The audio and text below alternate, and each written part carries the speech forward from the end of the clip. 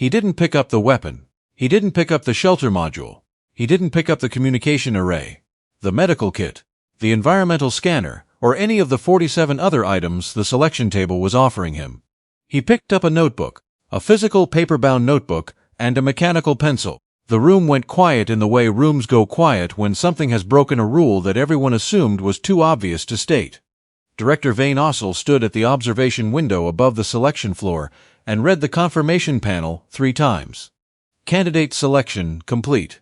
Items chosen 2 of. He looked up at the candidate walking toward the staging area, notebook tucked under one arm like he was heading to a study hall, and said, very quietly, to no one in particular, he took the notebook. The interspecies integration assessment had been running for 183 years. It was not a survival test. It was not a combat evaluation or a physical endurance challenge. Those were straightforward to measure. The eye was something harder to define, and for that reason something the Coalition's Multi-Species Governing Council considered far more valuable. It was a test of adaptive communication under conditions of complete uncertainty. The premise was this. A candidate was placed alone in a simulated diplomatic sector, a constructed environment approximately the size of a small city, populated by 7 distinct alien species who had been briefed on nothing except that a candidate was entering. No translation equipment was provided to the candidate. No cultural databases. No behavioral reference guides. The species inside the simulation had been instructed to engage authentically, which meant they would not simplify their communication, would not slow their speech, and would not offer assistance unless they chose to do so independently. The candidate had 72 hours to establish meaningful contact with at least 3 of the 7 species. Meaningful contact was defined by the IIA's review board as a mutual exchange of verifiable information, the kind of exchange that demonstrated actual comprehension on both sides, not approximation, not gesture, not mimicry. From the 200-item selection catalog, candidates could choose any tools they believed would assist them. Universal translators, ranked from basic phoneme matching units to full cultural context synthesizers. Behavioral analysis software. Pheromone neutralizers for the species that communicated partly through chemical signal. Haptic interface gloves designed for species with no auditory range. Holographic reference libraries covering 700 years of documented first contact protocol. The average candidate took between 30 and 60 items. The record, held for 11 years by a Dravosi linguist named Sethara Kelm, was 14 items, and she had achieved contact with all 7 species in 61 hours. No candidate in 183 years had taken fewer than 14 items. Lorne Dast was 34 years old. His file said, Cargo Manifest Coordinator, Outer Reach Transit Authority, 9 years of service. Before that, 2 years at a regional technical institute on a station so far from the Coalition's administrative center that it did not appear on the primary star charts. No diplomatic training. No xenolinguistics certification. No academic background in interspecies relations. What he did have, according to his application, was 9 years of routing cargo through 17 different port systems, each with its own administrative culture, its own unwritten protocols, its own particular way of deciding whether a shipment was going to clear inspection in 2 hours or sit on a loading dock for 11 days while someone looked for a reason to hold it. He had submitted his application to the IIA, not through standard coalition channels, but through a procedural exception clause that most candidates didn't know existed. The Open Assessment Entry, a provision written into the IIA's founding charter that allowed any coalition citizen to apply directly without institutional sponsorship, provided they could cover their own transit costs. The clause had been used 41 times in the program's history. 38 of those candidates had been eliminated in pre-assessment screening. 2 had withdrawn before the selection floor. Lorne Dast was the 41st. He had covered his own transit costs from Outer Reach Station 7, which was not a short journey and was not an inexpensive one. Director Ossel had reviewed his file the evening before the assessment. He had read it once, set it aside, picked it up again, and spent a long time looking at the job title. Cargo Manifest Coordinator, 9 years. He had cross-referenced the transit routes Dast had worked. 17 port systems. Some of them were difficult ports. 3 of them were ports that experienced diplomatic personnel actively avoided, because the administrative overlap between coalition jurisdiction and independent station governance created a friction that no formal training had ever adequately prepared anyone for. He had not formed a conclusion about this. He had filed the observation and gone home. Now he was watching Lorne Dast tuck a paper notebook under his arm and walk toward the staging area, and he was revising every assumption he had not realized he was making. The staging area briefing was standard. An assessment coordinator ran through the environmental parameters, the contact thresholds, the extraction protocol. Dast listened with the focused, quiet attention of someone taking in information they intend to actually use.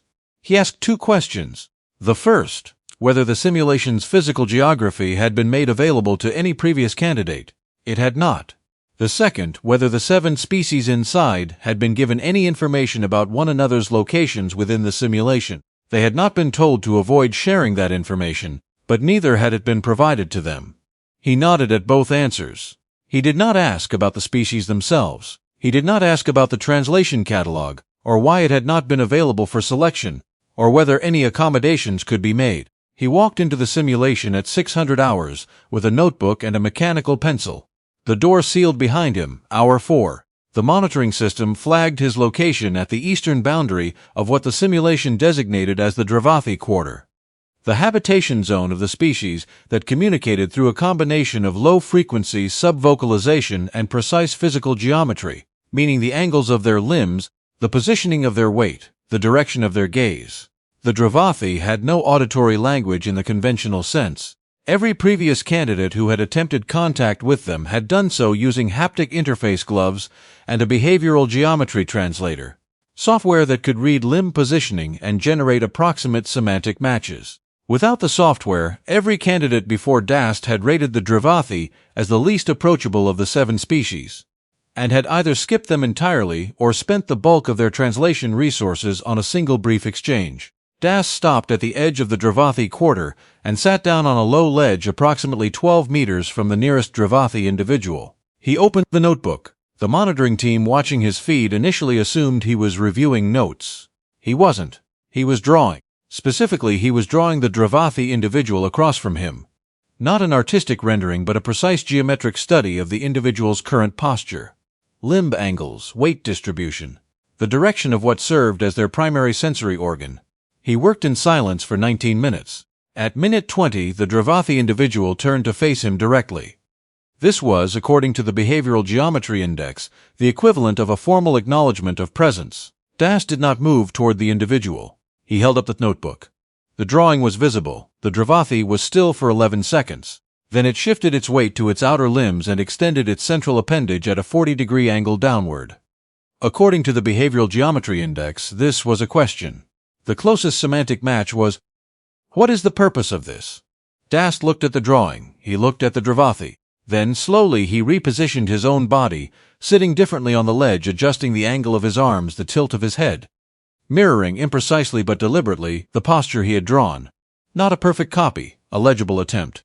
He was not saying, "I understand you." He was saying, "I am trying to understand you, and I can show you what I have so far." The monitoring was quiet. The Dravathi individual remained in place for 4 minutes. Then it began to move through a sequence of positions, slowly with pauses between each one. Dast drew each position as it was held. He didn't attempt to interpret them. He just drew what he saw.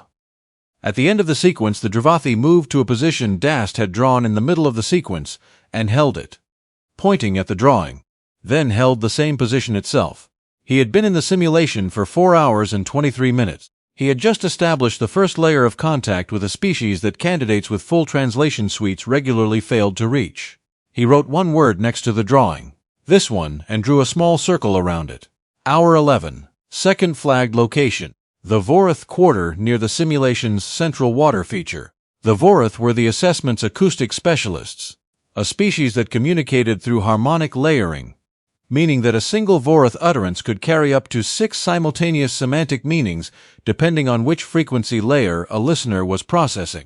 Coalition translation technology handled this with a multiband audio analyzer that decomposed incoming sound into its component frequencies and generated a probability-weighted semantic map. It was excellent technology. It also made a sound like a persistent mechanical whine that the Vorath found deeply unpleasant, which was why many candidates who used it achieved technically accurate translation, while simultaneously generating an atmosphere of low-grade social hostility that undermined the contact they were trying to establish. Dast sat near the water feature and listened. He did not have a multiband analyzer. He listened with the equipment he had arrived with, which was 2 human ears calibrated for a frequency range that caught perhaps 30% of what the Vorath were saying to one another. He listened for 2 hours and took notes. Not transcription. He couldn't transcribe what he couldn't hear. He noted the patterns he could perceive. Rhythm. Repetition. The moments when multiple Vorath vocalize simultaneously versus the moments when they seem to be alternating. The correlation between vocalizations and the physical activities he could observe. One particular sound that appeared consistently when any Vorath moved toward the water versus a different sound that appeared when they moved away. At hour 13, one of the Vorath approached him. This was unusual. Candidates with full translation suites rarely had a Vorath approach without being addressed first. Dast made a sound. It was not a Vorath harmonic. It was a human approximation of the movement toward water pattern he had noted, produced at a frequency his own vocal cords were capable of, which bore only a structural resemblance to the original. It was the acoustic equivalent of finger painting a Rembrandt. The content was not there, but the intent to reference the content was visible. The Vorath was still. Then it made a sound, lower in frequency than its earlier vocalizations. The monitoring team's analysis software flagged it as a query pattern. Closest match, you noticed that. Dast had no way of hearing the semantic content. He heard only the acoustic shape, but he opened his notebook to a page where he had written the movement toward water pattern in a notation system he had developed himself over the previous 2 hours. A grid of rhythm marks and frequency approximations, imprecise but internally consistent. He held it up. The Vorath leaned forward and examined it for a long moment. Then it produced a sequence of 4 sounds. The monitoring software flagged the sequence as, "This is wrong, this is wrong, this is closer, this is correct." An error correction, offered freely, to a candidate who had no equipment and who had just shown the Vorath what his attempt looked like. He was not being corrected out of protocol. He was being corrected because the Vorath had found his attempt interesting enough to want to improve it. Director Ossel watched this exchange twice. Then he contacted the IIA's academic liaison and asked whether anyone had documented the error correction behavior in Vorath contact scenarios. The liaison checked the archive and came back 30 minutes later. It had been observed 4 times in 183 years of assessments. In every case, the candidate had been using advanced translation technology. This was the first time it had been observed with a candidate using no technology at all. Hour 22. The third flagged location. This one was more complicated. The Oshari were a species the IIA had spent significant institutional resources studying because the Oshari were the assessment's highest contact value target. Establishing meaningful exchange with them carried the most weight in the scoring rubric, and also the most consistently failed contact point in the program's history. The reason was not linguistic. The Oshari communicated in spoken language, and their phoneme range overlapped with coalition. Standard enough that basic translation was straightforward. The reason candidates failed with the Oshari was behavioral. The Oshari had a particular social structure in which all communication was transactional in nature. Every exchange operated on an implicit assumption of mutual value, not commercial value, social value. The speaker was expected to demonstrate before speaking that they had something worth listening to, not credentials, not authority, worth, the specific individual quality that made this speaker's perspective valuable in this specific moment. Candidates who approached with translation equipment, credentials, and institutional authority, which was most candidates, were received politely and then ignored, because the Oshari had noted that the equipment, the credentials, and the authority all pointed outward. They did not indicate what the individual in front of them had seen or learned or figured out themselves. Dast approached an Oshari gathering at a time when he had been in the simulation for 22 hours and had 2 pages of Dravathi positional notation and 4 pages of Vorath frequency grids in his notebook. He did not say anything about his mission or his institutional backing or the assessment program. He sat down at the edge of the gathering and opened the notebook to the Dravathi section. He placed it on the low table in front of him and waited. An Oshari looked at it. They did not approach. They looked. Dast pointed to a particular sequence in the Dravathi notation, the one that the Dravathi individual had confirmed on day 1 to be a correct reading. He traced the sequence with his finger. Then he looked at the Oshari who was looking at him. He was not saying, "I am a candidate in this assessment." He was saying, "I have been paying attention, and here is what I noticed, and I think it's worth something." The Oshari who had been watching him crossed the space between them and sat down across from the notebook. It looked at the notation for a long time. Then it said something in its own language which the monitoring system translated as, "Where did you learn to see like this?" And Dast said, because the Oshari language was in the phoneme range he could approximate. He said, 9 years of ports where nobody explains anything and you either figure it out or the cargo doesn't move. The Oshari said something else. The monitoring system flagged it as an idiomatic expression with no clean translation, but the closest semantic approximation was, "That is a useful kind of education." Meaningful contact with the Oshari was established at hour 22 and 40 minutes. Hours 22 through 48 played out across the simulation's remaining quarters, with the quality of a document being written by someone who had decided, very early, on a particular methodology and was now following it to its conclusion.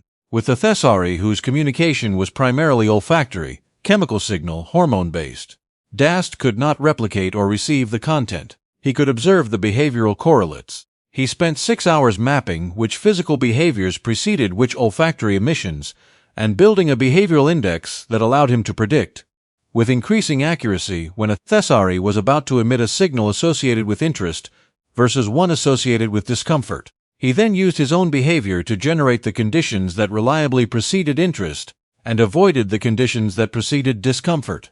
He could not speak to them. He could, carefully, not offend them, and eventually they approached him, and he showed them the notebook. And something in the gesture of a being who was clearly working hard to understand them, working visibly, in writing, with care, produced an outcome that the monitoring team's contact assessment algorithm had to run twice because the result exceeded its expected parameters. With the Kavreth, who communicated through bioluminescent pattern on their outer membrane, he asked the Oshari to help him. Not because he needed a translator, because the Oshari had something he wanted to understand better, and he had something the Oshari found interesting, and that was exactly the kind of transactional exchange the Oshari understood. The Oshari provided a guide to the Kavreth quarter, explained the social approach protocols, and waited. Dast used the approach protocols and sat with the Kavreth individual for 4 hours, drawing the luminescent patterns the way he had drawn the Drevathi postures, not interpreting, documenting, until the Kavreth began to produce sequences slowly enough for him to capture them accurately, at which point it was clear that the Kavreth had understood what he was doing and had decided to cooperate with it. Hour 59. The sixth species. He was sitting with the Dran, a species with no analog communication modality, who processed information through direct neural induction contact, meaning conventional candidates used specialized interface equipment. When Director Ossel realized, he had been standing at the observation window for 11 consecutive hours without sitting down. The Dran had touched his hand. Briefly, an induction attempt with a biological substrate they had never used before. The monitoring team's readings showed a brief spike in both parties' neurological activity. No semantic transfer but contact, a reaching across. Dast had held still for it, had not pulled away, had, when the Dran withdrew, looked at his own hand and written something in the notebook. The monitoring team zoomed in on what he wrote. "They're trying to." He came out of the simulation at hour 71, 53 minutes before the extraction deadline. He was walking at the same pace he had walked in. The notebook was in his hand. He had transferred several pages of notation to his sleeve before exiting, a logistical improvisation that the extraction protocol had never needed to account for before. Director Ossel met him at the extraction point. Dast's hair was slightly flattened on one side where he had leaned against a wall during the Thessari observation. There was an ink mark on his left wrist from a moment when the mechanical pencil had caught awkwardly while he was writing fast. He looked like someone who had spent 3 days paying very close attention and was still in the process of processing what he had seen. Ossel looked at him for a moment. "2 items," he said. Dast held up the notebook. It was significantly thicker than it had been on the selection floor. He had folded and inserted additional pages from materials available in the simulation's constructed environment, a detail the selection protocol had not anticipated because no candidate had ever needed to make the notebook larger. "The record is 14 items," Ossel said. "Sethara Keln, 6 of 7 species." Dast opened the notebook to the last entry. It was from the Dran exchange. A sketch of the induction contact moment, his hand and the Dran's appendage, and a notation, partial contact, neural inductive, non-semantic, mutually initiated. Below it, a contact rating he had assigned himself. "Incomplete but established. 7, he said. Ossel looked at the notebook, then at Dast. Then at the notebook again with the expression of a man who has spent his career administering a test and has just discovered that the test was measuring something slightly different than he thought it was. How? Ossel said. Not how did you contact the Dran specifically, and not how did you manage without translation equipment. He meant the whole thing, the notebook, the methodology, the decision to walk into 200 items and take paper and a pencil. Dast thought about this for a moment. Not because he didn't know the answer, because he was deciding how to say it accurately. At every port I ever worked, he said, the cargo coordinators who struggled were the ones who showed up with the system, the database, the protocol manual, the standard operating procedure. The system told them what to expect, and when they got something different, they tried to make it fit the system. A brief pause. The ones who never had trouble, they showed up with a notepad, literally, usually, and they watched first. They figured out what the port was actually doing before they tried to do anything in it. Ossel was quiet. Every tool in that catalog, Das said, is built on someone else's understanding of what these species are. It's good work. I'm not criticizing it. He looked at the notebook. But it's someone else's. The moment I pick it up, I'm inside their framework. And their framework was built from the outside looking in. He set the notebook on the table between them. I wanted to build mine from scratch, from what I could actually see. So when I made contact, it would be mine. Ossel was quiet for a long time. Then he picked up the notebook and opened it to the first page. Hour 1. An entry written before he had encountered any of the 7 species. A series of observations about the simulation's physical layout, the distribution of the quarters, the geography that would shape movement and proximity, and which encounters were likely to happen organically. Field notes. Written before anything else. Ossel looked up. The program review board meets in 2 weeks, he said. I want you to present this to them. He held up the notebook, all of it, the methodology, the notation systems, the drawn contact especially. We have never had a record of inductive contact without interface equipment. We need that documented formally. Dast looked at him. There was a quality to his expression that was not quite amusement and not quite surprise.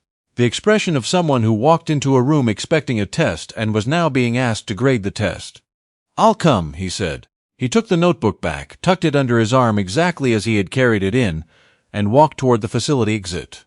Ossel watched him go. Then he picked up his comm unit and placed 2 calls. The first was to the Program Review Board to schedule the meeting. The second was to the Outer Reach Transit Authority's Administrative Division to request the full training and onboarding documentation used for cargo coordinators across their port network, because something was happening out there in the unglamorous infrastructure of the outer systems.